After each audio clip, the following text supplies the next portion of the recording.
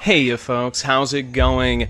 My name is Cloudwolf, or you can call me Cloudy, and this is the one, the only, the legendary and endlessly memeable Red Alert 3. So I'm not going to spend too much time on this, but thank you for watching my video, folks. This is my first video, and I'm doing it arguably for what is my favorite game of all time. This game is absolutely ridiculous, and due to its mixture of just general insanity and the use of famous live-action actors, it always manages to turn people's heads, unlike other RTS games. On top of that, I want to dedicate this video to the CNC fanbase, specifically the wonderful folks over at CNC.net who have gone out of their way to try and keep the series alive, because although I would love to say the series' future is up in the air, it seems for the near future Command & Conquer might be dead. So I do believe it's up to the fan base and the wonderful modders out there to keep this wonderful franchise alive, and it is really what has inspired me to make this video. So without further ado, what is this game? What is Red Alert 3? Aliens will bow before us.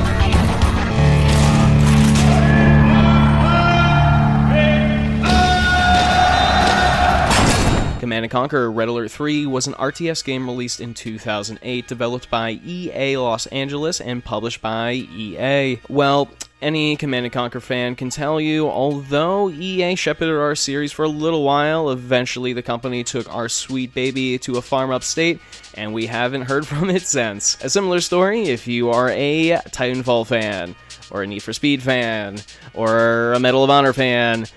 Anywho, before this amazing series ended up with a less than good final entry, which we will not be talking about today, let's take a look at the developer who helmed this marvelous meme machine and this fantastic final entry for the Red Alert subseries. Not gonna lie, I'm amazed at how well this aged. So turns out EA LA had another name that I was actually kind of shocked to discover. That's right, they used to be DreamWorks Interactive, DreamWorks Studios game division, who you might know from such classic games as Medal of Honor, and such infamous games as Jurassic Park Trespasser, and of course the Goosebumps games too, among many others. I was really impressed to find this out, that this one studio had such a history prior to being bought by EA. After some research, it also turns out the company was formed from a joint venture between DreamWorks and Microsoft, with wow, the big man Steven Spielberg involved back in 1995. It had 2 studios, one in LA and the other in Redmond, California. In 2000, with DreamWorks losing interest in video game developments and us missing out on a fantastic opportunity for some fire first-party Shrek games, DreamWorks Studios sold the studio and its IPs to EA, where they were later renamed to EA Los Angeles, or just EA LA, and then proceeded to churn out Medal of Honor games you may or may not fondly remember throughout the rest of the 2000s. After absorbing Westwood Studios and some of its employees and IPs, EA gained some interest in making Command & Conquer games again. EA LA would then come to shepherd the series moving forward. So, to be entirely honest, and I'm just gonna say this now, I know this is kind of a spicy take to a few people, but with the exception of that game, I actually don't think EA LA did the series dirty at all. This game and Tiberium Wars were arguably my favorite games when I was in high school, and really shaped my gaming interests and story interests. Not to knock in the originals, which are just as amazing, but more by the time I had a gaming PC that could run these types of games, Westwood Studios was unfortunately long gone. So Medal of Honor, James Bond, Lord of the Rings, now some decent Command & Conquer titles. What could go wrong? It seems like, looking at the studio's game output, they were on some pretty solid footing for a while there. And, oh, that's what went wrong. Alrighty, so, yeah, I don't need to talk to you guys about Medal of Honor Warfighter. It's Medal of Honor Warfighter. I think every take that has been taken about this game has already been said. And I don't really want to talk about that game at all, actually. Maybe in a later video, but not this one. So instead of talking about the studio's unfortunate, I guess you could say, swan songs, I instead want to talk about what I believe is one of their classics. Come, Comrade General. A new world order awaits. Also, moving forward, I'm going to be putting up a spoiler tag. This game's story isn't very deep, and I know it's from 2008, but I'm putting it up there just in case you do want to check out this game. So, keep watching at your discretion.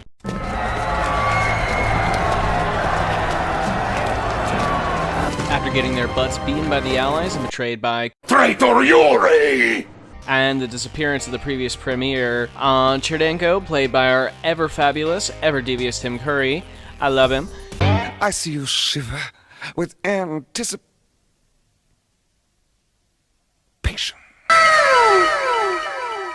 And his subordinate General Krukov both mull over their options. It is then when Cherdenko unveils a secret project he has been working on that might save the Union and themselves. Time is on our side.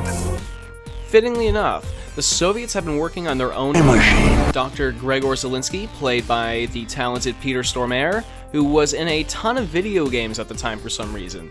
I remember him mainly from Quake 4. That is the Tetranaut. This time he's playing against type a bit as a timid and conscious-torn scientist that's a little bit, a little bit insane, but means well.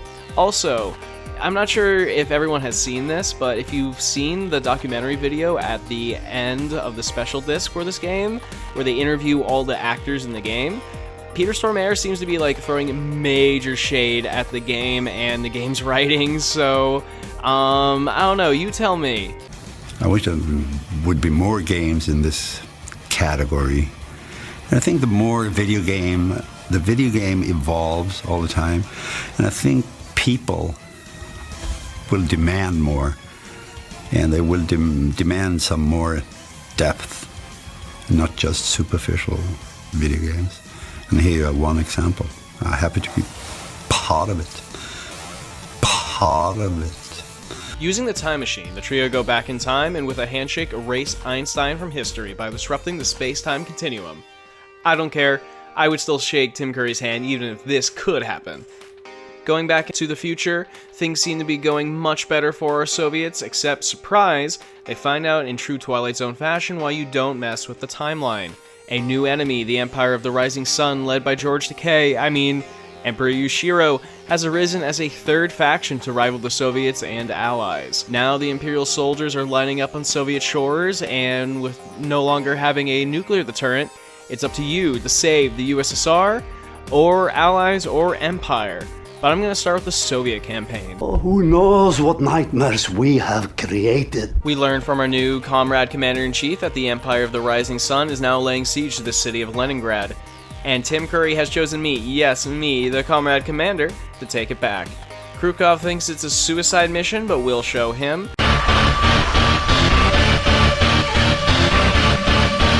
To help us out on our mission is our lovely intelligence officer, Dasha Fedorovich. To be honest, growing up, I had a massive crush on this woman, and after replaying this campaign, I still kinda do. She's great in the Soviet campaign, and she later takes on a much larger role in the expansion campaign. The first mission is a tutorial, kinda hard to lose, and takes place near St. Petersburg Fortress in St. Petersburg, a real place, although I wouldn't recommend visiting at the moment. This mission introduces us to Natasha, your commando, and an absolute badass. She is honestly my favorite commando unit in the game, even though I don't think she is the strongest. For those who haven't played a Command & Conquer game before, commandos are elite units that are the definition of glass cannons, usually limited to one per game. These super units are capable of destroying enemy bases extremely quickly if they can get inside. The trouble is usually getting them there. They can take on infantry fairly well and single high-level enemy units, but too many targets and they can get quickly overwhelmed. Also, I would be remiss to mention that although as iconic as Natasha's visage is for this game, the actress who is her inspiration has found herself in quite a bit of controversy. Although it is interesting to see how star-studded this game's cast is even back then. We also have the humble conscript and flak trooper. Conscripts are fairly useless, but their special ability allows them to quickly de-garrison enemy structures. Flak cannons are decent at anti-air and can take out vehicles with their landmines that even explode when the unit is run over, essentially making them a running minefield made out of prison soldiers, which is just so Soviet of them. We also meet our buddy Oleg and Imperial Commander Kenji, who we will be fighting a few times during the campaign. The mission itself is fairly simple: defend the fortress with Oleg. I recommend garrisoning your infantry units to keep them safe. About halfway through, you have to use Natasha to save the Hermitage Museum, another real place, from being destroyed. This is easy, just snipe with Natasha and bring her back. Some Shogun battleships will show up. Fortunately, Natasha can swim and can take care of most of those battleships for you. Also, you get access to what I believe is the most hilarious special ability, that magnetic satellite, which will also allow you to clear up the seas and save Leningrad. Once it's saved, Kenji will go back to Japan. She still stands and Leningrad is safe. Excellent work. The premiere will surely be pleased. The next mission is a tough one in my opinion. It's a mission without base building and entirely dependent on your tactical abilities as a commander.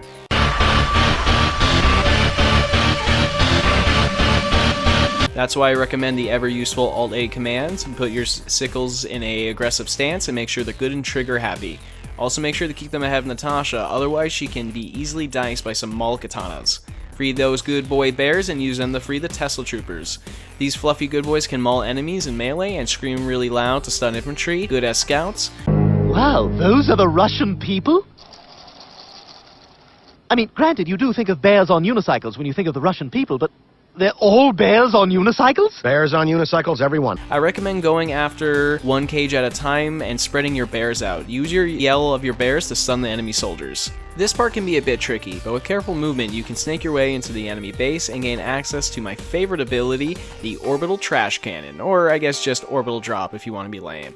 This special ability drops the Soviet space legacy down upon their hapless enemies, as well as any unfortunate units picked up by your Magnet Cannon. While we're here, we have our buddy Moskvin with us, who is someone I don't think you should take your eyes off or, be alone with in the same room. This is the type of battle I've been waiting for, where I get to kill someone important. I'll be going after the enemies on the ground. Moskvin's AI tends to focus on desolate weapons and terror drones, although we won't see much of that here in the campaign.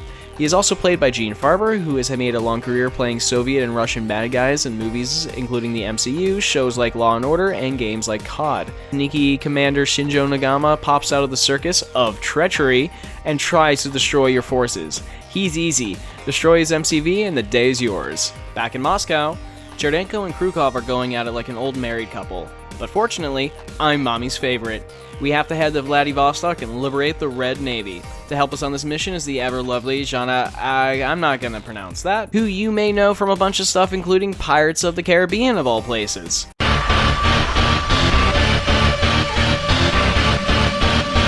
I find this mission kind of tough. First, you have to take this island, just keep you and your allied forces close to the AA, and it shouldn't be too much trouble. You will then get the Stingray, and you will be quite a bit in this mission.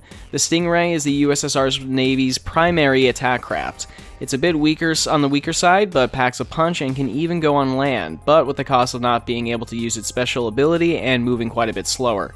You'll also use the familiar Bullfrog. It's a fast anti-air amphibious AA platform, good on land and sea. It can carry 5 soldiers and launch them from a cannon using its special, which can be useful situationally. Use your Bullfrogs to get some infantry to the right side of the map and cap off those secondary objectives.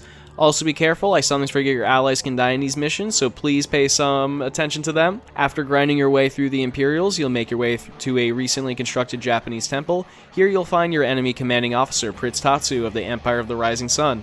He'll stop you in your tracks with a nanoswarm shield and powerful King Oni units. Tatsu is played by Ron Yuen. I'll talk a little bit more about Tatsu later when I go through the Imperial campaign. However, he is in a ton of stuff, a ton of movies and games, including voice acting roles and a voice acting role as Scorpion in Mortal Kombat 11. We destroy his palace and finish the mission, only to be greeted by President J.K. Simmons. Sorry, I mean President Ackerman. Everyone I show this game to is always surprised to see him here. Here he is excellently playing a rabid anti-communist president and pronounces the US's decision to join the war effort against godless communism. Obviously, this does not make Tim Curry happy, and we are sent off to Geneva to put a stop to the Allies. So you and your co-op commander are tasked with destroying Allied naval and ground forces to clear the way for Krukov. And if you thought Krukov was going to be a pain before, this mission will show you how annoying he can be. We are finished! I sometimes feel a little bit bad for hating Krukov as much as I do, because the actor who plays him, Andrew Devov, seems legitimately like a nice guy who's having a ton of fun in the role. Working with Peter Stormare and Tim Curry has been wonderful. Oftentimes I find myself watching them and watching their characters come through. Prior to working on Command & Conquer 3, he was in a bunch of stuff, including The Twilight Zone, Lost, Law & Order, as well as being a bunch of different background bad guy characters from Terrorists the Criminals, and my personal favorite, an evil genie. Are you a genie? Yes. You don't look like a genie. You can't say that. I just did. Jokes aside, though, I think his performance is solid and makes for a great character I love to hate.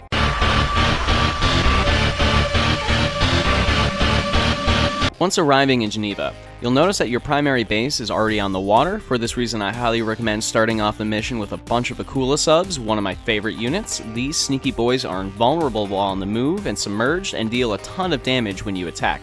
Although they can't attack while submerged unless you use their very powerful Super Torpedo special ability, which is perfect for hidden runs with its high damage. Just make sure you don't have any friends in the way. This level is also home to one of my favorite lines in the game. How did the Allies get an aircraft carrier into lake? It would take many men and hours to carry. Once again, we are joined by our buddy Oleg on this mission. I found out while making this video that Oleg's actor Dmitry Dyachenko unfortunately passed away in 2020 due to heart complications. Both before and after this game, he actually had a very long career in movies and TV, and especially in video games, where he voice acted in a ton of games I love, like Wolfenstein 2009, Quake 4, and XCOM 2. Although I do have to mention he did plead no contest to cooking and eating his girlfriend's pet rabbit in 2015, which is, you know, something. Use your Akulas to destroy the Allied naval presence, and then take your Bullfrogs to get your engineers over to the banks and grab them for the glorious revolution. Eventually Krukov will show up, and on harder difficulties you actually have to kinda help him out as he can get swamped by the remainder of the Allied forces. The Allies also start using prism towers in this mission, so take them out at range with your lovely V2 rocket launchers. Honestly, they're my least favorite artillery unit in the game. I much prefer the Allies. They pack a punch, but they're fairly fragile, slow, and have a bit of a delay between launching their rocket and hitting the target. Keep in mind they are also very prone to friendly fire. Although this special ability of theirs reminds me of the scene from Gundam, so it gets points from me. After destroying the Allied HQ, Krukov shows up to be a dick and take all the credit for himself. Even Lizette of all people falls for it. Even after potentially saving his butt, he continues to throw shade at us. Fortunately for us, in the next scene, Tim Curry sees through such shallow lies and understands my tactical brilliance for what it is. Cherdenko has some bad news for us. Apparently those pesky allies have been cooking up a new super weapon as an alternative to their missing nukes. To give us the rundown on the situation, we get a return from Dr. Gregor Zelinsky, who is now showing signs of regret for aiding in the murder of Einstein. But before we set out, gasp! Tim Curry is attacked and the screen goes blank.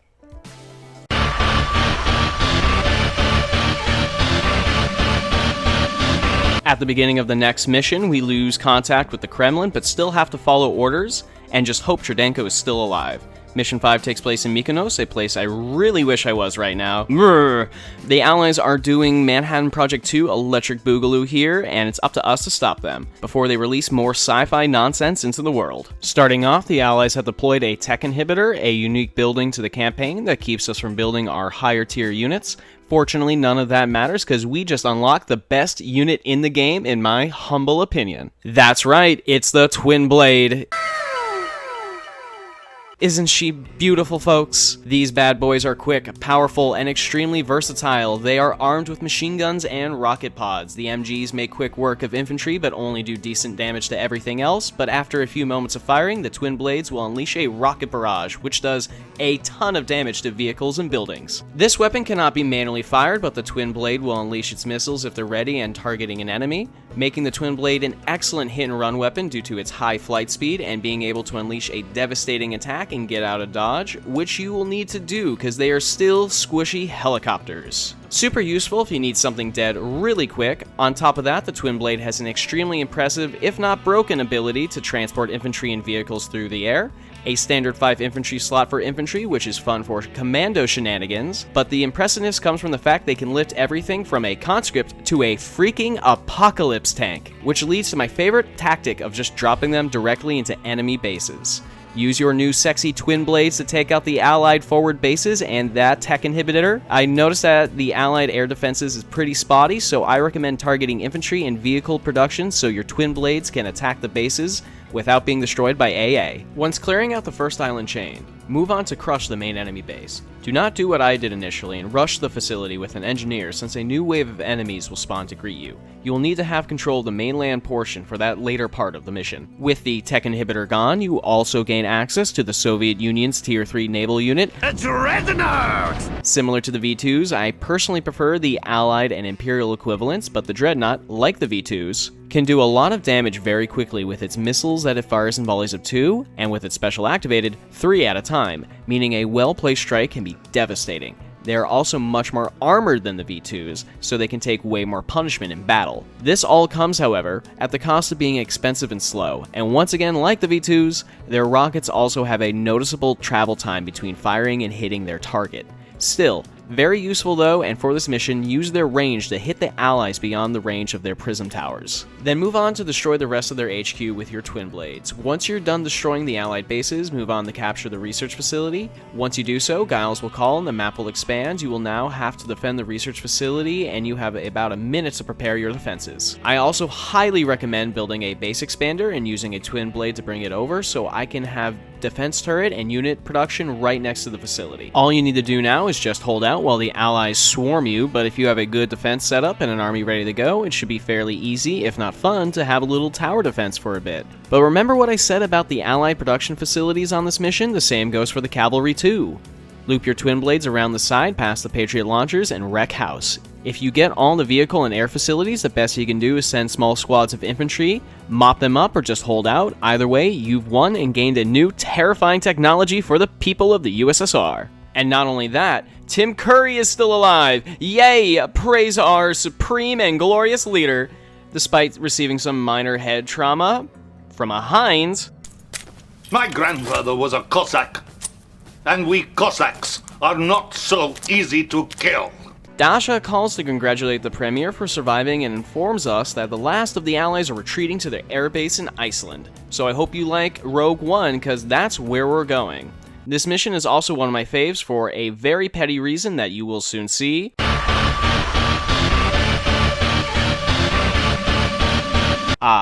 No Traitors Tomorrow. I love that name. This mission can be fairly tricky if you haven't played it before. You start off with an unreasonably large amount of resources and only 2 tiny Allied bases to face off against. But don't let that fool you into a false sense of security. You're on the clock. This mission has 3 phases dictated by an invisible clock. When you spawn in, immediately start building up your base and forces, because in a few minutes Krukov will arrive too and take all your resources for himself. After a few minutes, Cherdenko will call and reveal that Krukov was actually the person behind his assassination attempt and will now order you to take him out. He is the dirty swalloch responsible for the attempt on my life. However, fail to do that before the final timer runs down, the rest of the Allied forces will reveal themselves with a super weapon. Too slow taking down either army, and you could be facing a war on 2 fronts between armies with way more resources than you. However, this mission is my fave because although Krukov does screw you in this mission, if you know what to do, you can screw him right back. And finally, get to have some payback on that suka. Here's what you do. Build up your base quickly. Get some twin blades and Natasha ready. Take out the Allied forward base if you want, but make sure that you don't take too long after Krukov shows up. Put Natasha here behind his HQ, put an engineer here next to his MCV. Wait till Cherdenko gives you the go-ahead, and bing bang boom, Krukov is gone in less than a minute, and now all his facilities and units are ours. Lob your new horde northward, and this mission is done in record time. Pfft, suka. After giving Krukov some Soviet hospitality, Cherdenko calls and informs us that we have been promoted to General. Before being a creep, of course, he may be played by Tim Curry, but Cherdenko is still a politician after all. We get a weird screen distortion effect that I haven't seen before, but Dasha calls and let us know that despite our string of victories, there are still Imperial holdouts within the USSR. Cherdenko isn't worried though, because he has a plan to destroy the Japanese war machine once and for all, assassinating George Takei. I mean, the Emperor of the Rising Sun. It's time for the Empire of the Rising Sun to set. But just before the transmission cuts out, we are left with a blank screen, and gasp, it's Dr. Zelensky. He spills the temporal tea on the Soviet time machine and Cherdenko's changing of the timeline. He pleads for us to not trust Cherdenko and to get the truth out since we are now a hero to the people, before cutting out entirely. Wow, super ominous.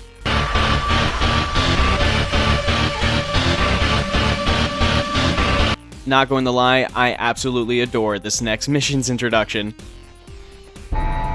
Invasion force inbound. A unit is under attack. Unit lost. Our allies are located.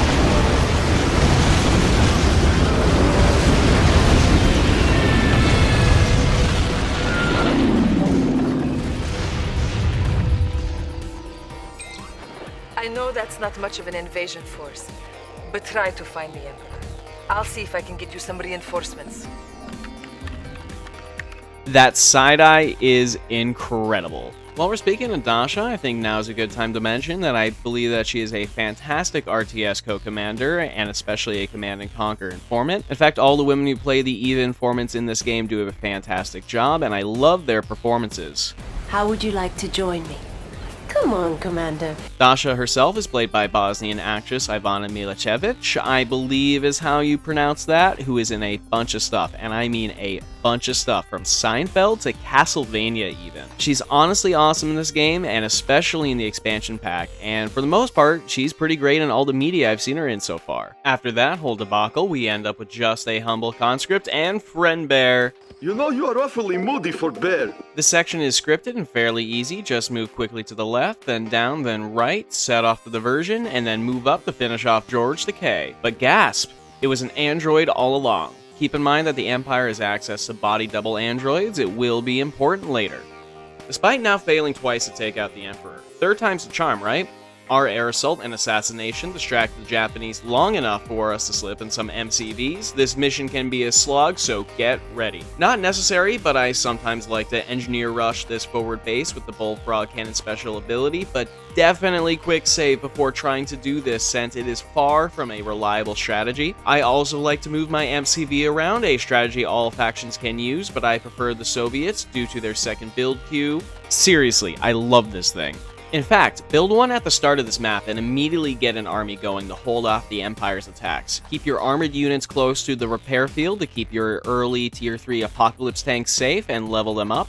Actually, that's as good a time as any to talk about the unit leveling in Command & Conquer. For those unfamiliar with Command & Conquer games, there is a mechanic in them since generals, I want to say, that whenever a unit destroys another unit or building, they are upgraded to a higher rank. These ranks can be almost broken if they weren't for the fact that most units in CNC games tend to be fairly squishy. These upgrades provide good incentive to keep your units alive though and heal them up because they can quickly become powerful if you do so, and make it so suicide rushes with mobs aren't the only strategy in these games. Unit promotions are indicated by a chevron on the unit's health bar, and when fully upgraded, I think to a total of 3 times I want to say, but don't quote me on that, you will reach a star rank indicated by a star and your unit and its firing gaining a red tint.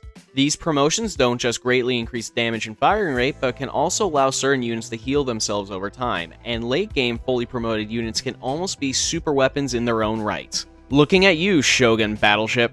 Grab those 2 extra resource points and make sure to take out the artillery turrets over there, and also get an army going. Once your resources are built, it's just a matter of slogging it out. I will say, pay special attention to Naomi. Your ally can usually handle itself, but if she starts mass producing shoguns, she can easily wipe out your ally's base. So I like to focus on her naval production, although keep in mind the AI will rebuild here, so don't expect the Japanese to just wait for you to get your 4 strength back up. In the intro, you are given 2 of the mighty, glorious, and dare I say, handsome Apocalypse tanks, now with magnets. I love these guys, and they are the Soviets' heavy hitters. Heavily armored, damage-spewing super tanks that can run over almost everything. They might even be the strongest land unit in the game, although I'm not exactly sure how they compare to King Oni's. And you should definitely use them a lot in this match. But be warned, those artillery turrets will make short work of them due to their lack of speed.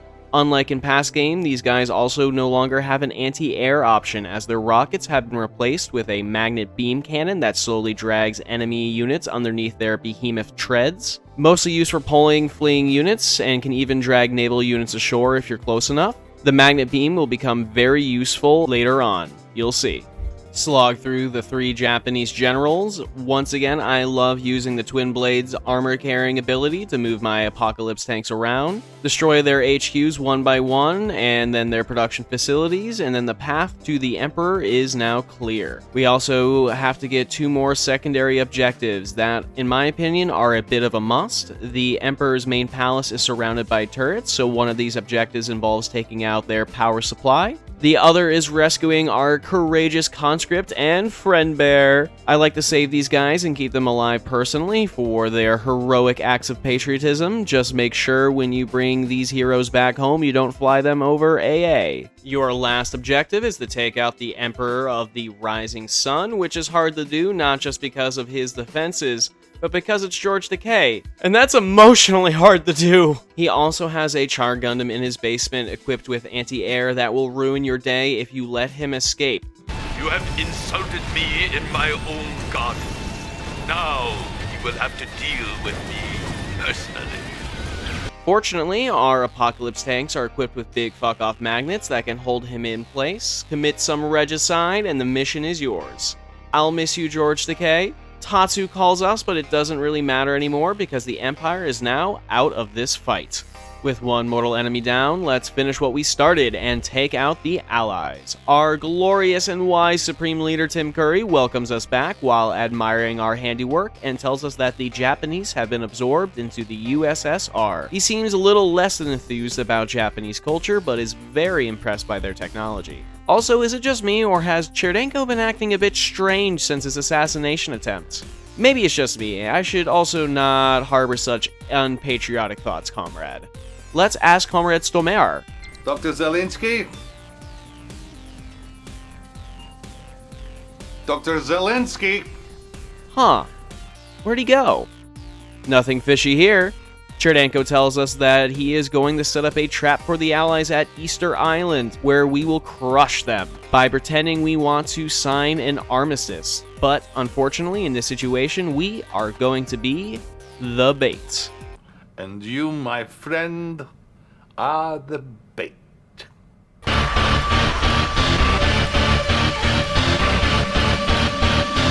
We start out on Easter Island with Jana as our co-commander. Immediately take those oil fields and build up those resource collection points and try to pump out as many units as you possibly can. I recommend Akulas and Twin Blades, along with choosing the magnetic satellite to fight off the Allied Armada. You have a little bit more than 5 minutes, which should be plenty of time.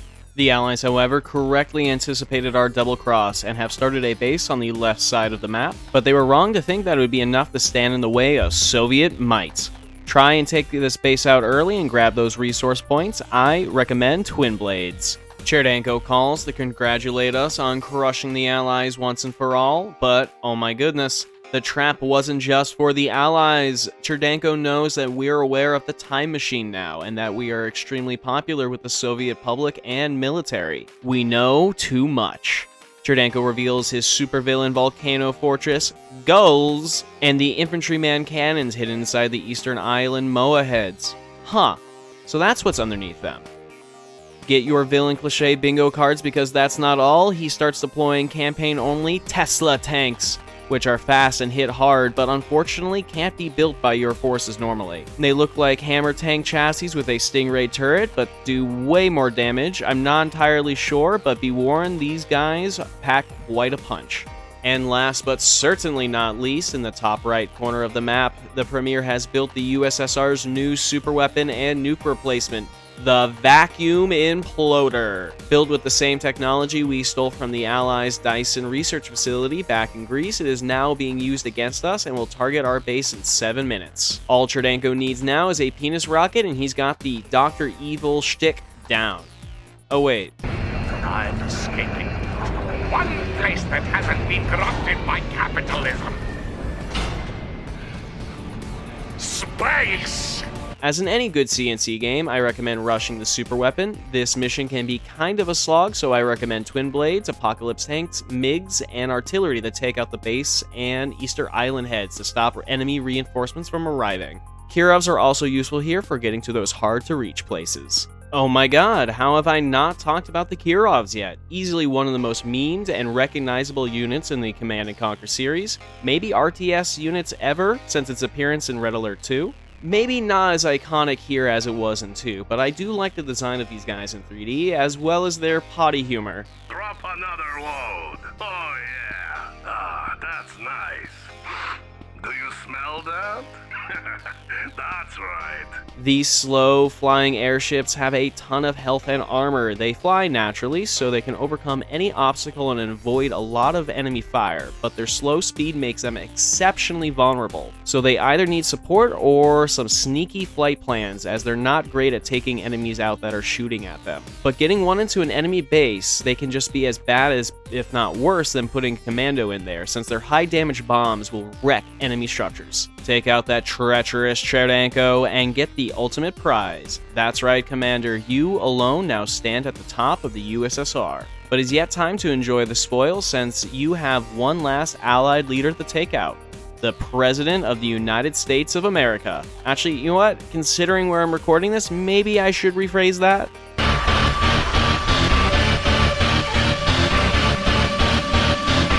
Blight on the Big Apple, the name of the last mission of Red Alert 3's Soviet campaign, and has by far one of the grooviest songs on the soundtrack. This mission strangely introduces us to the last unit in the Soviet Union's arsenal to be unlocked, the USSR's only real stealth unit, you could say, the humble Terror Drone. Unlike the other faction stealth units, there's no cloaking with this little guy, but he's just as vulnerable as they are. However, they are very fast, can rip up infantry in close corners, dive into vehicles to cause damage over time unless the unit goes to a repair facility, and can even freeze units with their special ability.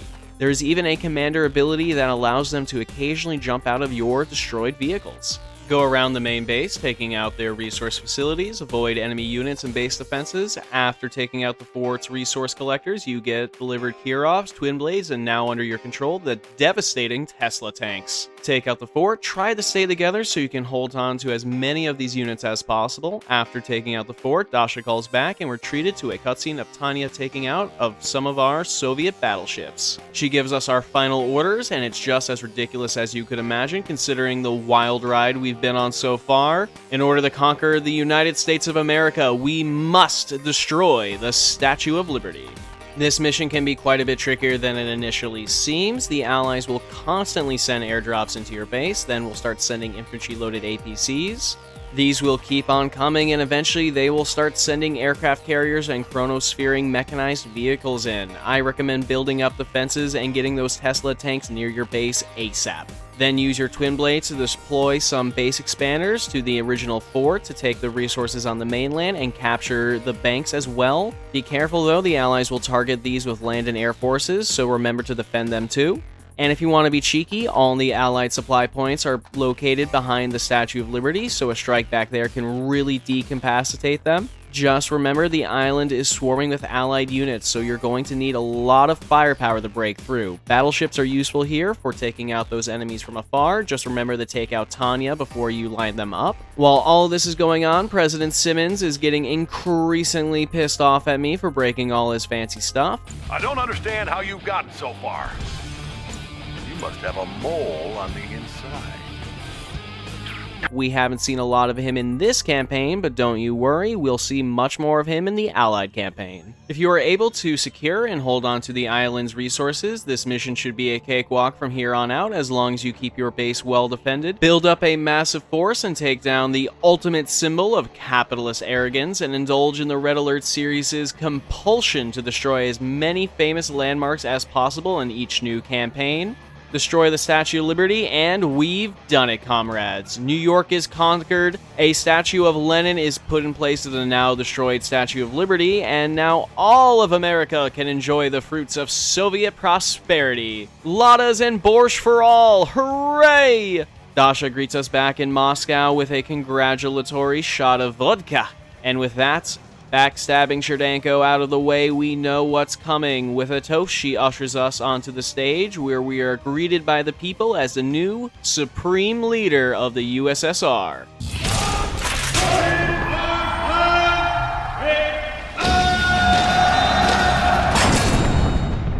And with that, ends the Soviet campaign. It's a lot of fun and a great introduction to the game overall. I was originally planning on diving into all the campaigns in one video, but this script became way longer than I initially thought, and my video editing skills are amateur at best. So I thought it'd be better to split them up here.